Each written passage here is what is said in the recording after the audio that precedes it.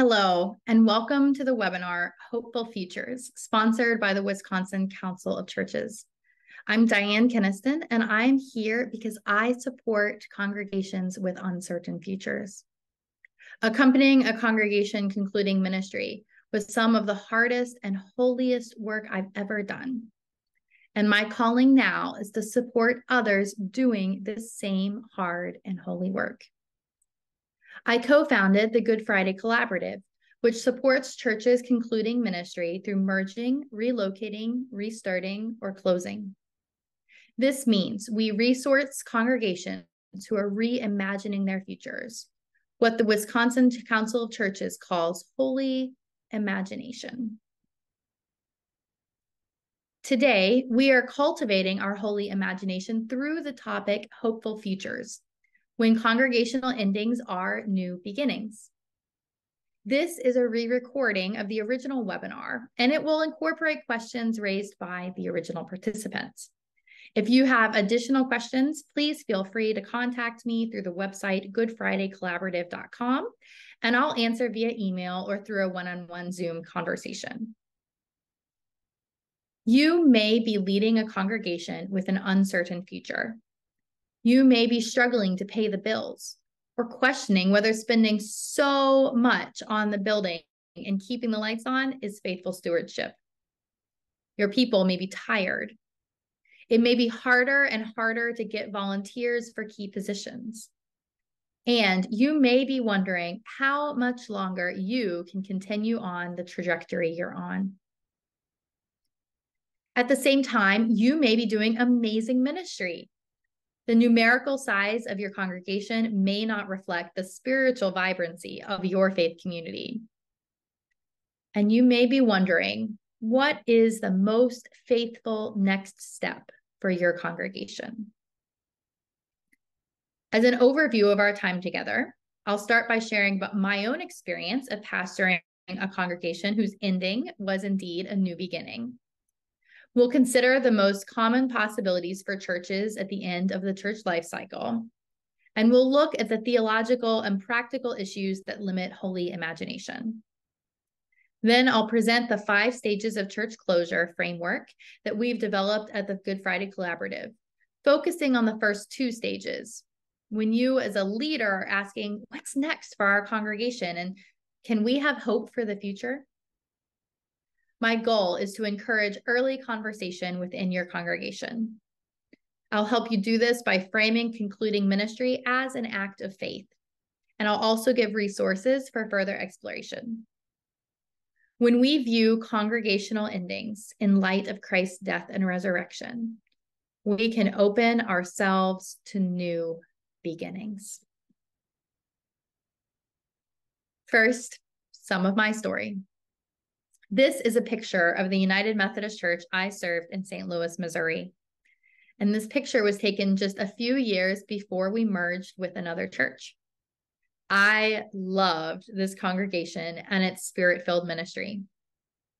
I think, for example, of a man with mental illness who joined the community. He was housing insecure, and the church helped him to move into stable housing.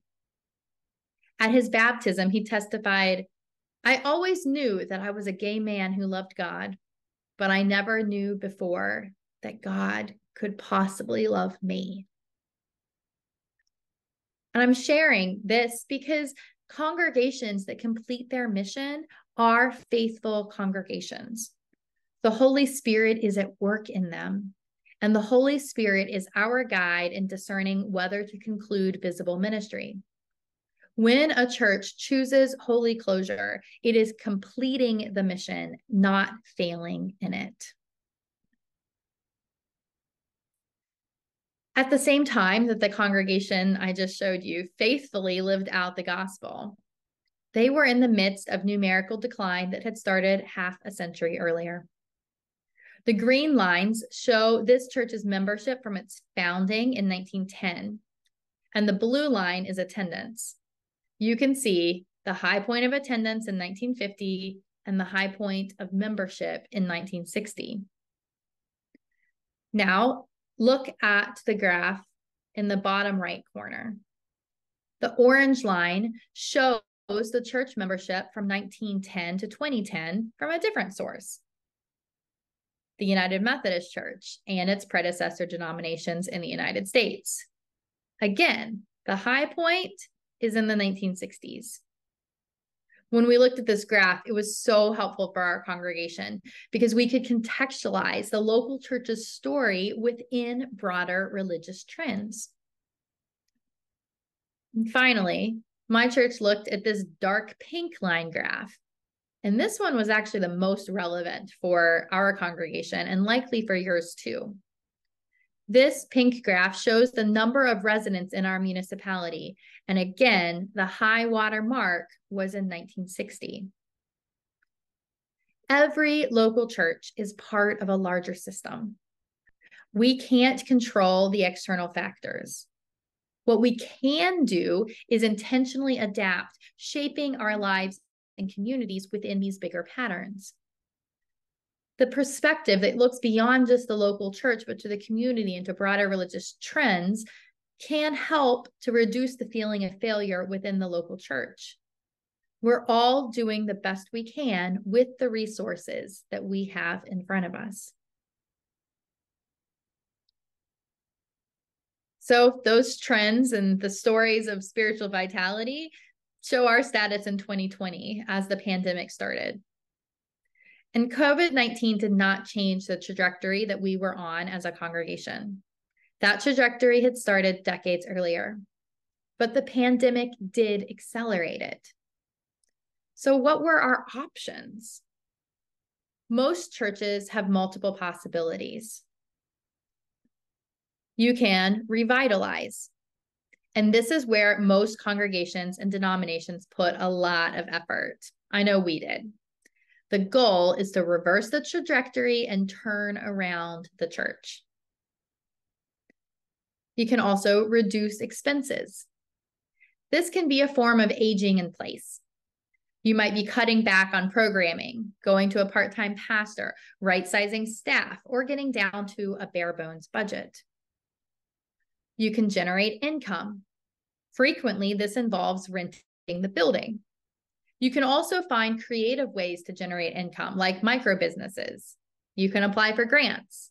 And then there's the old standby, asking your members for money over and over again. You can partner with other churches. The most significant form of this is merger, sometimes called consolidation or amalgamation. You can share a building with others while remaining separate communities.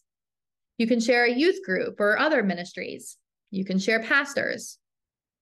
A church of one denomination may want to form an ecumenical partnership with a church from a different tradition.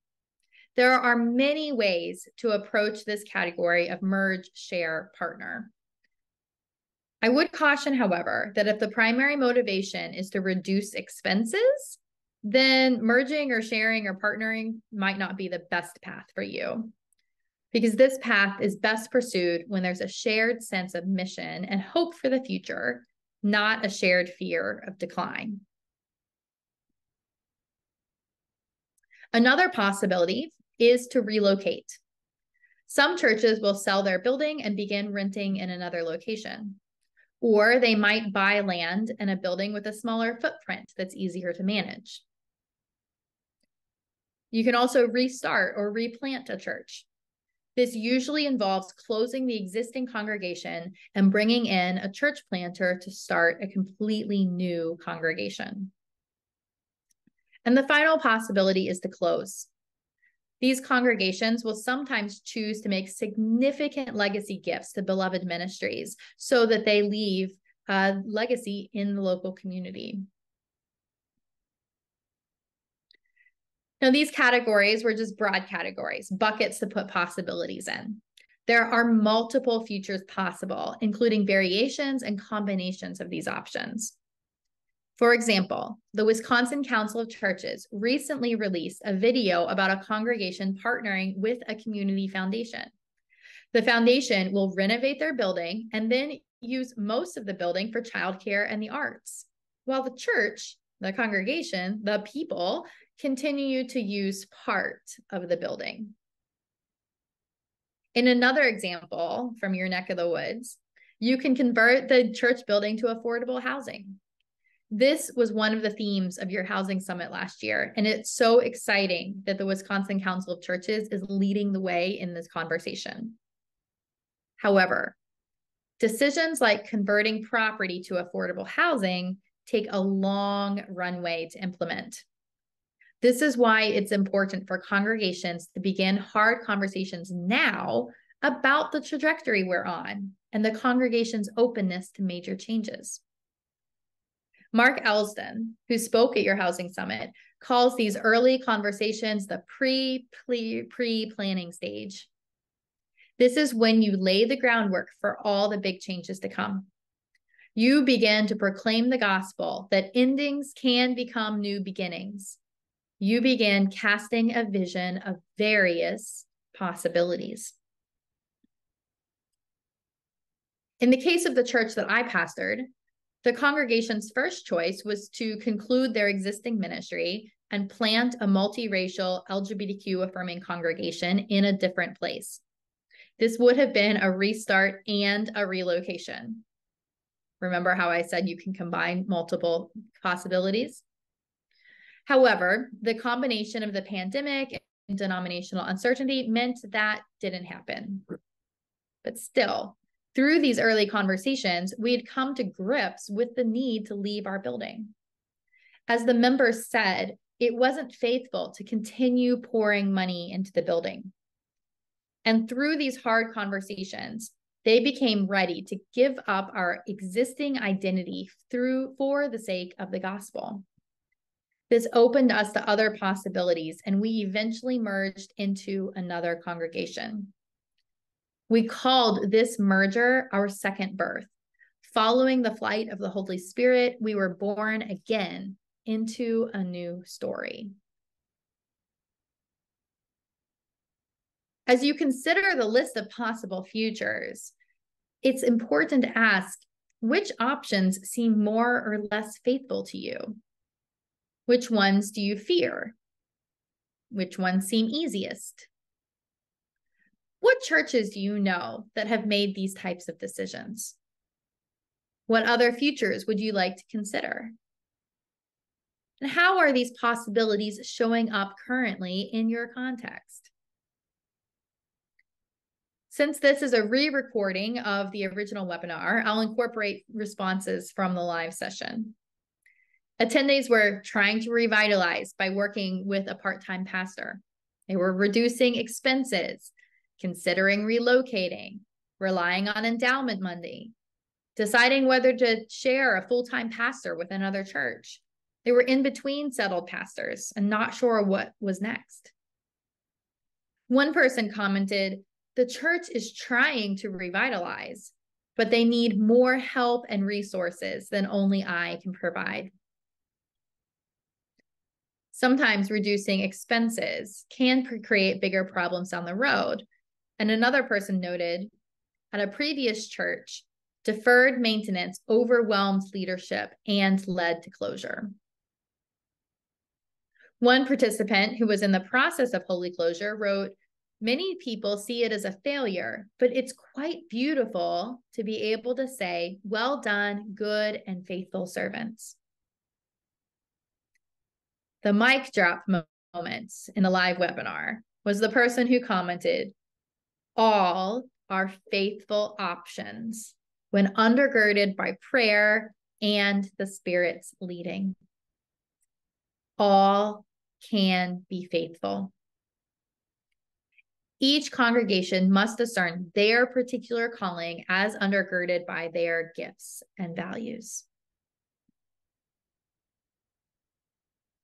As we consider faithfulness and what our next faithful steps are in our context, we need to look at what our own Christian faith teaches about death and resurrection. What do we believe about sacred endings? All of the possibilities named earlier involve endings. Churches that reduce expenses by cutting staff or programs know that these are tough endings. Churches that share space end their autonomy within the building. Churches that relocate are leaving sacred space that may have served them for generations. Merging churches give up their prior identities. And even churches that revitalize have to end the way we've always done things. So as we cultivate holy imagination about faithful futures, we do have to reflect on death, no matter which choice we choose.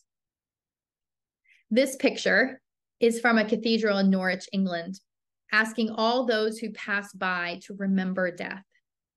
And this is a spiritual practice called memento mori. It's a practice that I believe everyone who thinks about church life needs to engage in. What does it mean for a local church to die, but the body of Christ to continue on?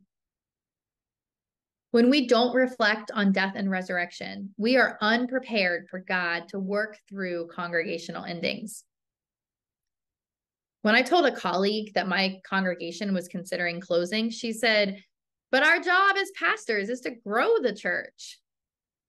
Later, the denominational official who was supposed to be helping us close and restart shared that he walks out during the annual conference's remembrance of closed churches because he, quote, refuses to celebrate failure. Those are examples of people who are terrified of institutional death. And in many of our churches and denominations, we sound the alarm about churches in decline. We're captivated by books with titles like "I Refuse to Lead a Dying Church" or "Autopsy of a Deceased Church," "Renovate or Die." In this mindset, when witnessing the death of Christendom, of our denomination, of many local churches, our response is blood, sweat, and tears in the Garden of Gethsemane. We are pleading, "Let this cup pass from me," but we never get to "Thy will be done." We want resurrection to take one particular form, and that involves skipping death out of the sheer force of our own will.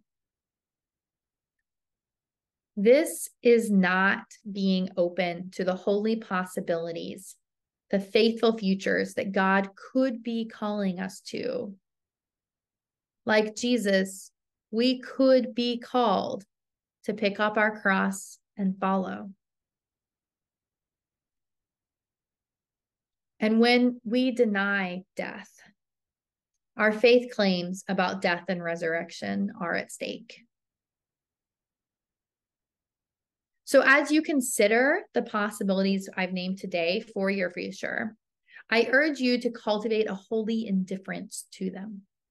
Stay radically open to what those possibilities might be and how God can lead us through and beyond death in each of them.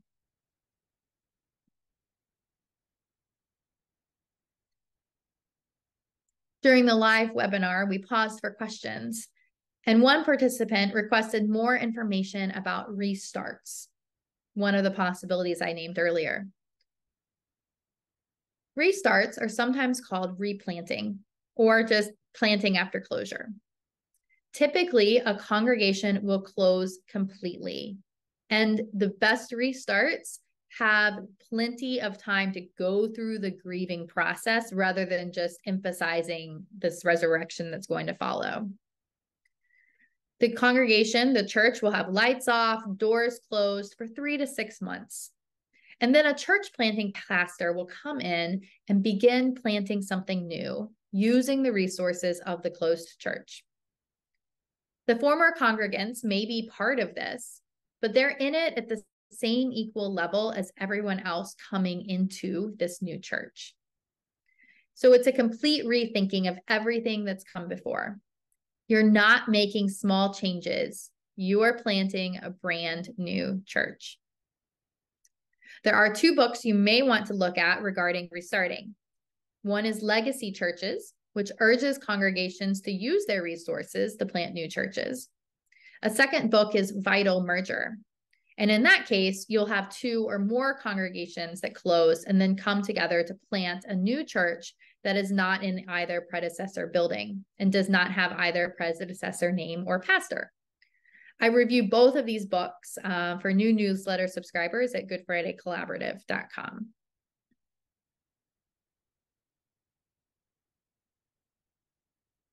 As we continue on, we think not just about the possibilities for the future, but what the stages for church endings are. And at the Good Friday Collaborative, we've developed a 5-stage framework for church endings. We call this the stages of church closure, but it applies for congregations going through merger, restart, relocation, or other options in addition to closure. Stage 1 is quiet wondering. This stage can last for months or years. This is when the question about the church's future is in the air, but unspoken, or only acknowledged in hushed whispers or private conversation. Resources are dwindling and members are aging. Conversations among members revolve around those who haven't come back, wondering if they ever will. The church just isn't what it used to be. You might be drawing down your investments. There might be high anxiety, blame, or shame. And this may be a time when you began attending webinars with titles like, "What's next for the future of my church?" You begin reaching out to colleagues and reading books, trying to figure out the options. And in this stage of quiet wondering, the decision to do nothing is still a decision. Instead, courageous leaders need to engage in honest conversations about systemic health and longevity. This requires the spiritual discipline of truth-telling to ourselves and to others. During my first week pastoring the church that eventually merged, an older member of the church came into my office and said, "Welcome! We're glad you're our new pastor. We need to merge with the church down the street." And I did not want to hear that in my first week. I wanted to focus on the positive and reverse our trajectory. But within a few months, I was texting clergy mentors. I was asking, "How do you keep going? What do I do? It seems like we've tried everything." They've tried everything. This is the stage of quiet wondering. And this is a good time to begin discussing the possibilities that we named earlier. Because the earlier you begin discussing various options, the more options you have. As you do so, make sure that you don't use closure as a threat. Don't say, "If you don't change, you'll die." Dying is a change, and it can be a faithful change. In fact, it can take more courage for a congregation to close its doors than it does to just keep trimming the budget. Remember that how we talk about closure in this stage will affect a congregation's willingness to consider it later. And this leads us to stage 2, naming and normalizing. During this time, we normalize legacy conversations. It's when we actually engage the people who come into your office and want to talk about merger. During this stage, you share resources from the Wisconsin Council of Churches about how other churches are figuring out their futures. And you talk about other churches that have made faithful decisions to close. We call them saint congregations. You begin to name possible futures out loud. You build the stamina to say the words more loudly and more often. In this stage, you're not pushing anything. You're just floating the ideas. You're saying these can be faithful options. And when you do this, when you name and normalize, you show that congregations in numerical decline can have conversations about their trajectory and about their future without shame or stigma. We can cultivate hope and trust in what God is doing. Compare this to an individual creating an advanced medical directive. You don't know when you'll need it, and hopefully when you're filling it out, it's not imminent. Instead, you spend time talking theoretically with family members and friends about everyone's medical wishes. You might talk about how you've seen someone else face death and compare it to what you want for yourself. You ask questions of your doctor, nurse, and hospital chaplains. You might go to a hospice seminar or read Being Mortal in your book club. It is so much easier to fill out a living will or name a healthcare proxy after you've had multiple conversations about it. And if you decide later to update or change it, great. The important part is to keep communicating. To continue this metaphor, one of the greatest tragedies I've witnessed as a pastor is when family members don't have these conversations.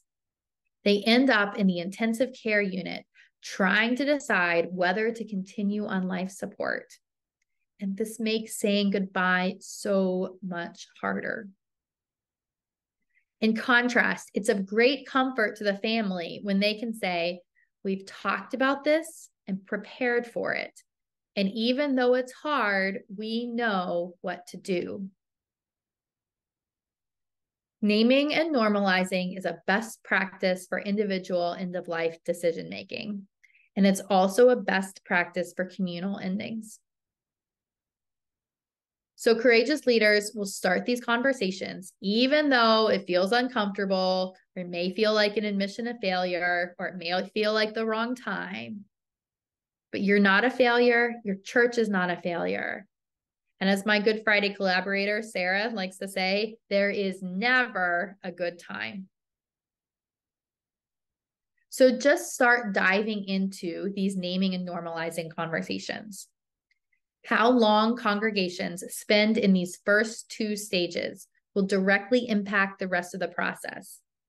You want to shorten the quiet wondering stage and lengthen the naming and normalizing stage. This leads us to stage 3, intentional decision-making. A congregation enters this stage of intentional decision-making when they shift from informal conversations to formal and intentional conversations about concluding ministry. This will include listening sessions and business meetings and formal communication. For congregations that are closing, restarting, or relocating, this stage will last typically for a few months up to a year. For merging congregations, this may be 1 to 2 years until the final vote, although intentions are usually declared earlier in the process. And for congregations doing major creative ministry, like converting their buildings to affordable housing, this can take much longer. One of the key learnings from the Wisconsin Council of Churches Affordable Housing Seminar is that it could take 3 to 5 years to implement changing your building into affordable housing. Regardless of the possibility you choose, the key is to ensure that there's adequate time for questions, prayer, and conversation. One obstacle to this process is when you've spent so long in stage 1 that you've run out of resources to continue ministry, and then decisions have to be made quickly. The shorter the timeline, the more intensive this stage 3 will be. And ideally, this stage should leave time between conversations and business meetings for prayer and discernment while not abandoning other areas of ministry. Another obstacle in stage 3 is that people who have not been active during stages 1 and 2 might be surprised and angry, particularly if you haven't been able to name and normalize things as much with as many people prior to starting the process. Again, naming and normalizing as broadly as possible is going to be a big help. Stage 4 is planning for final ministry. And this planning involves logistics like assets, physical space, and legal procedures. And this tends to be the area where denominations are able to provide the most help. Planning also involves programming as a church concludes the ministry, and pastoral care that attends to individual needs. And if you're closing, connecting members to new church homes. Some of this planning begins during the intentional decision-making stage. And there are definitely churches who don't want to take any votes until they know what's happening to all of their stuff.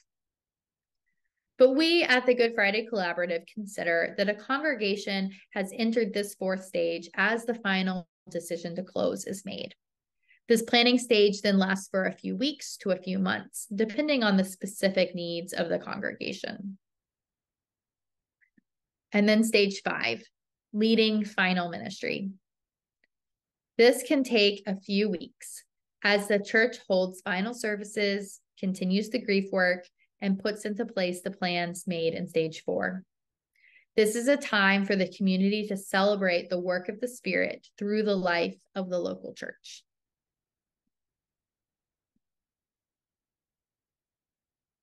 During the live webinar, participants then asked about care during these stages.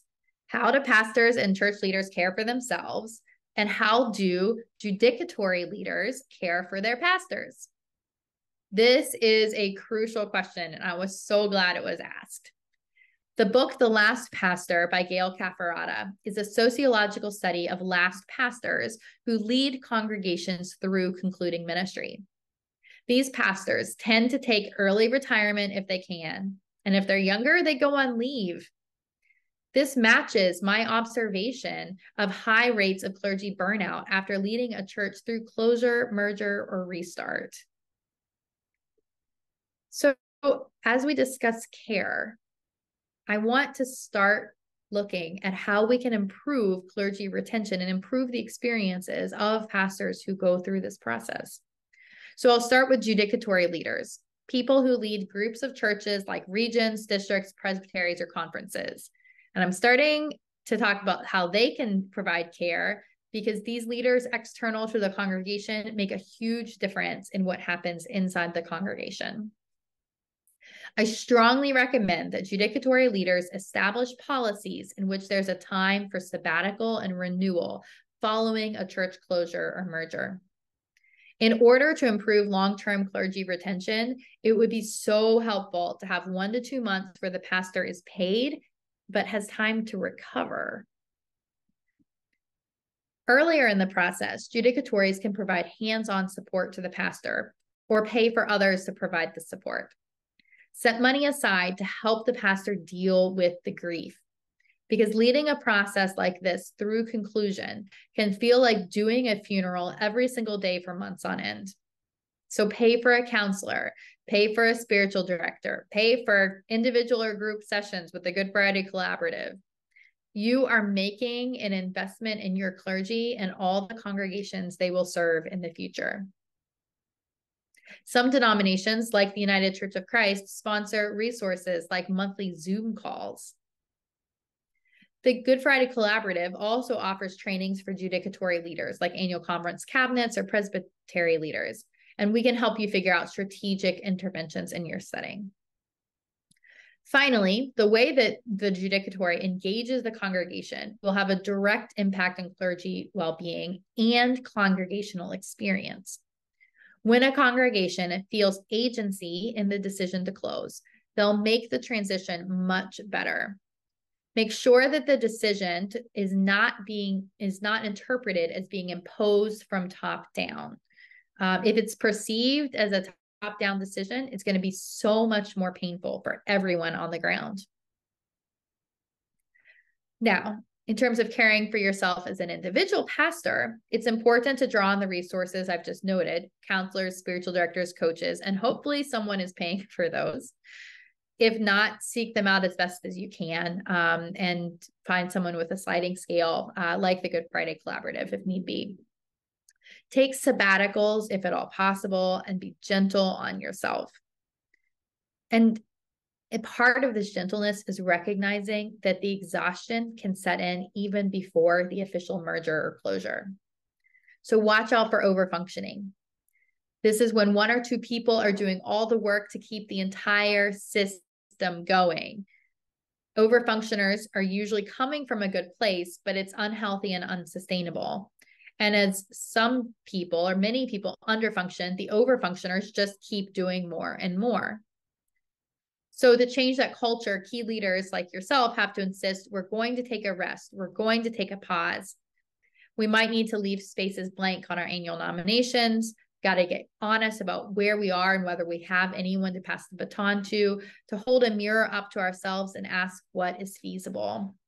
And that's what we're doing on the congregational level, as well as on an individual level. What is it that we're really capable of doing? And where do we need to put our priorities and energies during this time? Sometimes churches have a lot of money and the people are exhausted, both the pastor and the congregants. This was the case in the congregation that I served. We had about $1 million in investments at the time that we merged, and we could have kept going for another 5 to 10 years easily. They could have gone to a part-time pastor instead of a full-time pastor. They had financial options. But what was actually driving everything was that the people were exhausted. We had people in that congregation who had been in certain roles for decades, and they looked around, desperate to hand off this role, and there was no one to hand off to. So that's the exhaustion that sometimes leads people into these conversations, this discernment, this closure or merger, these holy endings. Whew. And then you throw discernment about the church future on top of it. It can be a recipe for burnout. During the live webinar, one of the participants commented, "The last time my judicatory told me there was no money to help me to deal with the grief I was experiencing. I'm more aware of the process this time. While I'm finding my own support and some from my presbytery, it is still spiritually challenging and draining. I'm not always sure colleagues fully understand what a pastor is going through and helping a church walk through this journey. It at times feels like we who do this are viewed as failures, especially with the American success mindset." End quote. As that participant shared, this is tough. It's spiritually challenging, and we need resources to deal with the grief. Church closure raises a lot of questions like, am I a failure? Did the church fail? Did God fail? These are huge, important questions we have to talk through and wrestle with. And as we ask them, we can also ask, did Jesus fail? What does it mean to have a different way of measuring success? With the help of people you trust, the best form of self-care is to figure out how you are going to measure success. What are the markers of faithfulness for you and for your congregation? And connect with others who've gone through it. That's how you're going to figure this out. If you can talk and pray with just one other person who really gets it, that makes a big difference. The Good Friday Collaborative started because the four of us were going through this in our own context, and we needed other people to cry with who would get it. And today we can offer that support to others. So this brings us to some further resources. The Good Friday Collaborative is your partner in sacred endings. And you can find us at www.goodfridaycollaborative.com. We offer support, including one-on-one coaching, congregational consulting, and workshops. We're getting ready to launch 2 new resources in 2024, including a self-paced online course with video modules and reflection guides, and a resource bundle of liturgies, closing practices, rituals, checklists, and more. We also have lots of free resources, and we love signposting people to other books and organizations. And so you can find these, including denominational resource lists, recommended books, seasonal reflections, and more details about the 5 stages of church closure at bit.ly/Good Friday News, with note that it's case sensitive. And you can get all of these into your inbox, or just go to the main website. It is an honor to walk with each of you through this hard and holy time. Even in the grief of Good Friday, we can prepare our Easter shout. Christ is risen.